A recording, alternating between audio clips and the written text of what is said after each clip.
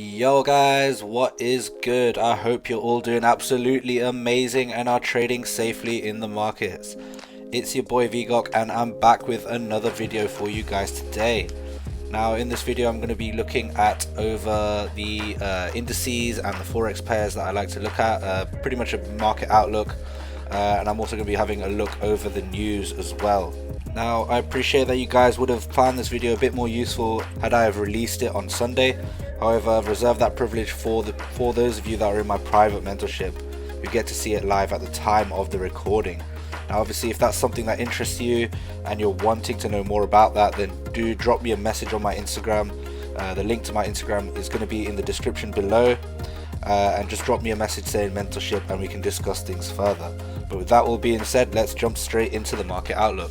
So starting off with this week's market outlook call, let's start things off by looking into the news for next week. So as we can see, start of the new month, start of December is going to be next week. So yeah, as we can see already on the Friday we've got NFP, so non-farm employment change for the US dollar, so basically the unemployment rates for the US dollar coming out. But yeah, on top of that we've also got sort of a decent news week packed for next week. And what we can see, yeah, Tuesday 1:30 we've got Canadian dollar GDP, so if you trade the Canadian dollar there'll be definite movement around then on Tuesday. Bits of euro news, but Wednesday's looking good for the dollar news. We've got this preliminary GDP, 3 o'clock job openings as well, and there is a speech by the Fed Chair Powell as well at 6:30 p.m. UK time on Wednesday. And then looking forward, 1:30 p.m. core PC price index. We've seen some nice moves off this news release in the past as well, on the 1st of December on Thursday, so that'll be interesting to see. Also notice it is the start of a new month, so we'll have to be looking into the monthly candles a little bit more, seeing obviously how the current month's candle closes, how the new next monthly candle opens and stuff. So we're looking into that, and obviously we've got NFP for Friday as well, so it'll be a lot of volatility on dollar-based pairs next week, especially seeing as last week we had Thursday and Friday US dollar bank holidays for Thanksgiving and a Black Friday. So it'll be interesting to see if we get some crazy movement this week, especially with the NFP news release coming on Friday. So there's a couple decent sort of news events to look out for next week's news. But starting off with let's start off with Euro USD, and from the hourly time frame what we can see, obviously this was the buy we had about a week or two ago, and that reached a maximum down to here. This 4-hour rally-based rally is what it's reacted into, and successfully broken structure to the upside. So this on the whole looks like a really nice looking reaccumulation schematic. So it's looking decent. Just checking if there's a trend line here, not quite a clean trend line there, but I am thinking if we switch to the 3-day time frame, what we can actually see, actually it's actually the daily supply I've got over here, which should be this area here, this buy to sell region over here, created a new lower low. Price has come just below that region there and dropped down, giving indication that we may get a further drop later on. But we haven't quite got into that zone yet, so I want to see if price can get into this zone. We can see on the daily time frame we've got a bit of imbalance sitting in there, so maybe if price wants to spike up back into this area and then drop down, close within the zone, give a distribution and then to drop, we can maybe see price actually coming down into this sell to buy potentially, if it's not already going to be doing so already, and then eventually this one in here as well. We've got multiple higher time frame demand zones for it to come and reach into. But looking into obviously the smaller time frames, obviously to see how we can get up there. So yeah, as we can see, ideally we want to see price get into that higher time frame red zone up here and then drop down further. But as we can see already, we've started to get a slight drop down already in here. So potential trend line forming in there. Let's see what happens if we do get that third touch, but we are approaching this demand zone probably quicker than this supply zone. As we're seeing, we're moving towards it, the demand zone, and not towards the supply zone right in there. But that's not to say that that this supply won't get any respect. We do have a nice little trend line in there, equal highs and whatnot, and then a nice buy to sell manipulation on the 45-minute, and there on the 30-minute you can see a nice base drop as well. So looking into that area for the supply side of things, as you can see, the last 30-minute candle on last Friday was extremely bearish, showing quite a strong push to the downside in there. And then on the flip side, on the bullish side, we do have a nice 15-minute sell to buy candle in there, roughly equal lows in there, and then we have the liquidity taking candle, and then the sharp movement to the upside, breaking structure above here and above here in this movement up. So want to be seeing what happens when price gets into there. And then the other zones which I've got just below, as you can see on the 30-minute time frame, we've got a nice base rally in this section here, which takes out previous supply point here, pushing price down, and that hasn't been mitigated yet, so I've got an alert set there as well. And these will be those deep retracements if we ever do decide to get this this low down. But it'll be interesting to see if we can actually do that. Obviously we're just looking to play the reactions from our already established POIs, so it'll be interesting to see what sort of reactions we get. Ideally not looking to play in between these two zones, ideally just looking to play in the zone, see if we can get confirmation within the zones and then look to get in to our entries. But it looks pretty good for Eurusd at the moment on that.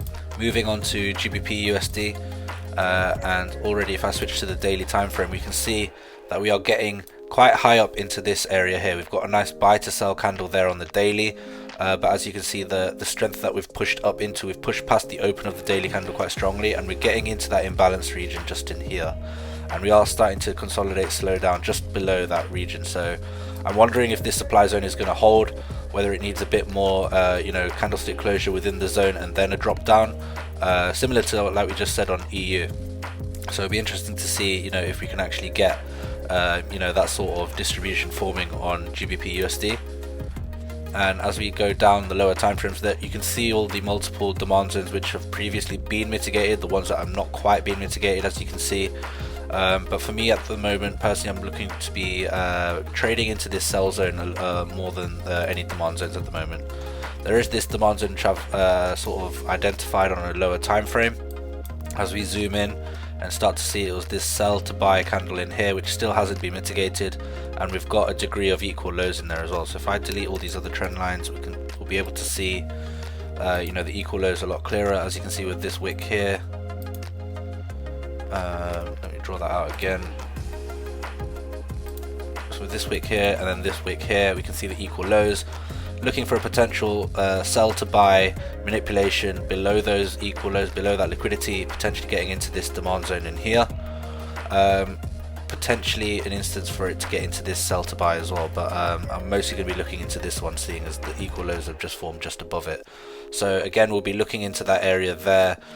Best to set an alert on that liquidity so we know when it gets taken out, and we'll sort of play within those zones for obviously further upside. That's where I'm looking for the reaccumulation, but it does depend on how market does open tonight. So if it decides to gap up above this liquidity and then drop down, then chances are we're looking to have a bearish move and looking to fill in a lot of this inefficiency over here. But on the whole, that looks okay for Gbpusd right there. Let's have a quick look at DXY as well. And as we can see for DXY, we've got on the 4-hour time frame a nice base drop formation in here. As you can see, it's a nice buy to sell candle as well, order block sort of looking thing over there. We did see price react into this supply zone and then drop further down, so this as a whole redistribution style of movement could be good. Now if we do go down lower into the time frames, I think into the hourly and the 30-minute time frames, we can start to see there's definitely a wick over here of interest. It's a sell to buy wick. It was in a previous demand zone, and we have started to get consolidation around that region. As you can see, price is moving very flat in this area here.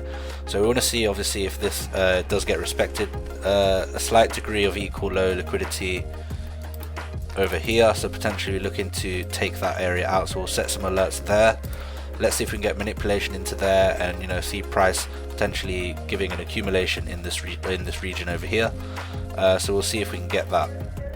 But as we can see, price has made its way back up into this region. We've got a nice base drop area here which price seems to have reacted into, so potentially supply sort of sell side bias for DXY in this region potentially. Obviously if DXY is looking to be bearish from here, we're looking at bullish moves on Eurusd. So keeping that in mind as well, let's see if we get any decent reaction from that zone as well. Would be interesting to see. But for DXY, that pretty much wraps it up. You know, we've got these other zones as well we've been looking into for quite a while now. This 4-hour zone, it's not quite made back yet, but maybe we could see, you know, the demand coming into play now, see the bullish dollar come back again, to maybe get back up into this inefficiency, fill in this imbalance, and, you know, meet these other supply zones which we've had marked out for a while. So we'll keep an eye on that as well. Moving on to NZD USD and AUD USD. So again, 3-day time frame, we've got the supply zone right in there. Very clearly on the 3-day time frame, we can actually start to see, you know, obviously where these roughly equal highs are going to be, and the 3-day candle here is the one candle that pushes up, and then a strong push downwards quite quickly as well. So I want to see obviously how price reacts into here. Maybe it might consolidate for, you know, the start of this week, and then Friday it's ready to actually drop from this zone, you know, with that NFP news release. So it'll be interesting to see obviously how price you know, reacts, how it moves in this region. If we can get consolidation, that'll be good, and then hoping for a manipulative sort of move so we can get our entries in for the sell side down. Now if that is the case, then hopefully we'll be able to see a measured move of this impulse move downwards and see an equal size move down. So say, let's assume it comes from there, we should be able to punch back into this demand zone over here, which I believe is based on the monthly time frame. We can see this drop base rally in here, price almost made it into there, but good rejection, so now we're coming back up, back down into that region, sorry. Let's see if we can get a candlestick closure in that region, an accumulation to form for it to really push price higher again. But as we can see, the monthly candle is quite strongly moving up into this region, so we'll have to see maybe you know, a couple of days of consolidation for it to then look to drop. That'll be nice to see, and we'll be able to actually see if this supply zone is actually going to be valid to enable to push price further down. So keeping an eye on that as well. Similarly with AUD USD on the daily time frame, we've got this buy to sell candle here, liquidity forming below that zone. So let's see if we can spike up into that supply zone to then force our way back down again. But we are coming up quite aggressively, as you can see, all these bullish engulfing candles showing that price is looking fairly strong, strongly bullish again, showing us the weakness of the dollar in the past couple of weeks. But as you can see, you know, we're starting to consolidate a bit more, got roughly equal highs here, potentially a trend line forming down there as well. So bullish zones from here, we can see a nice imbalanced area in there to potentially look at for reactions.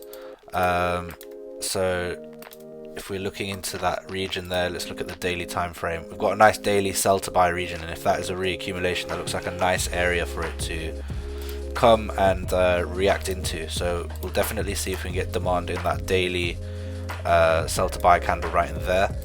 It'll be interesting to see if we actually get an accumulation forming within there. And we've got the imbalance for just about in there. So just cleaning up the rest of the chart so we can have a better look at things. And as you can see, that is all the way back down in here, and if we do put a Fibonacci retracement on that, we can see what sort of discounted level we're looking at playing in. So the imbalance for on the daily is just below the 61.8, which is a decent level, but ideally we do like to trade within that 71 to 78.6 retracement level. So we've got the alert set just above the 61.8, so we see when price does retrace into there. Ideally, if we can accumulate in that region, then we'll be looking to place further buys to the upside, you know, and get back up into the supply zone. So plenty of space for profit, plenty of space for it to retrace back down into that discounted price region. So yeah, interested to see what happens with all that as well. And then looking into GJ as well, had this sort of trade planned out, but not quite reaching entry just there yet. Of course, it's going to be so close to market open, so I'm not going to be looking to just place a limit and leave it, but we do have a really nice buy to sell candle within there, and on the 1 minute time frame we do have a nice imbalance fill as well right in there, and it does look like a big redistribution style of trade. As we can see as well, this big impulsive movement down, the retracement back up has been very slow and very you know, very slow and very channel like. So ideally, if we can see price getting up into here, we see an equal size move of this movement down to come back down in there and potentially get into this demand zone once more. So that was what I was thinking with that, but of course I'm going to need to see proof and how market gets up to there. If market does gap all the way above, then this is obviously going to be invalid. Ideal times to be looking to take these sort of trades, we're looking at London New York overlap basically, ideally London Open as well if we do get confirmations around then. But there is this supply zone just above that as well. When we look into the 15-minute and the 5-minute time frames, we can actually start to see the buy to sell candles a lot more. You can see that there's an unfilled imbalance in there as well to potentially fill in, so thinking about that area as well for the sell side. But on the whole, you know, we do have these higher time frame zones where we potentially look to play into. As you see on the daily time frame, we can maybe punch up again higher up into here, getting into that region and then selling off again. So ultimately the main bias is going to be bearish for GJ, but maybe shorter term, the first couple of days maybe bullish to get up into the zone again, and then maybe for the NFP news release we look bearish again. But we'll just sort of trade within the zones and trade things accordingly. UJ, let's end things off with US dollar JPY with the analysis, and as we can see, you know, we've got a nice base rally area in there. I think if you look at the weekly, we can start to see it a lot more. So on the weekly time frame, there's the base rally which takes out this previous supply imbalance fill at that blue line, which we kind of nicely met in there and given a nice bullish candle reaction there on the weekly time frame. Now if we go down lower time frames, we can see exactly how that was made up of. So at the start of this accumulation is then gone back up into this supply and then dropped further down. So I do think that this may drop further down for UJ. That's what makes the most sense at the moment. As we can see, this demand in here was also invalidated, so it's another reason to think that maybe the supply side is going to be better. And then looking into the 1 hour and below, potentially 2 hour as well, there's going to be something in this region here which I want to have a closer look at. So just having a scan through to see what looks greatest on that. Probably 8 hour looks decent. You can see the base drop scenario in there as well. So just going to highlight this bullish candle in between there, and that will be our main supply zone on the 8 hour. So let's 8 hour supply, and we're going to see obviously on smaller time frame any key zones that look that still look good within there. So on the hourly time frame, let's scroll back. We are still currently reacting into this demand zone here of this last wick. Now not sure if this is going to be entirely valid or not yet, but we are reacting within there and we have broken above quite nicely. So I want to see if there's any accumulation demand zones in this region as well. Yeah, there is a couple. So I want to see what happens when price gets into this area here for potential demand. So area in there, and then obviously there's going to be a base rally something in there as well on the smaller time frame. Yeah, simply this area, pretty much where it's looking to reject from right now. So this area below in here, so it could be reacting off there. As we can see, we've already tapped off into there and started to move up a little bit. So whether that's enough to either spike, keep going above, go bullish from this region, or if it's looking to jump back down, maybe take out some of this equal low liquidity, sell to buy scenario, and then look to punch higher in there. But yeah, they're the sort of zones I'm looking into. They look quite nice. I've picked this higher zone here as the main one, I think, because that's the base rally which takes out this previous supply here, which obviously look to break structure, create these lower highs and lower lows. So that's what I'm looking at for UJ as well, and that looks pretty good on the whole. But yeah, trying to keep it simple as possible, especially in the lead up to an NFP news week as well. Ideally, if we can take as much profit as possible in the first couple of days, and then Friday we don't have to really be looking to force any trades to get some percentage gain back. So looking to sort of treat the week just like that. So there we have that full breakdowns of the pairs and indices that I'm looking at for this week. And I'll say it again, if you're someone that wants to actually start benefiting from these sorts of calls along with live trading calls before they're actually released on YouTube, then you know the drill. Please do just drop me a message on my Instagram saying mentorship, and we'll discuss things further. But with that being said, if you guys enjoyed this video and found value, then please do give it a like, and don't forget to subscribe if you're new around here. Thank you guys so much for watching, and I'll catch you guys in the next video for more of that trading source.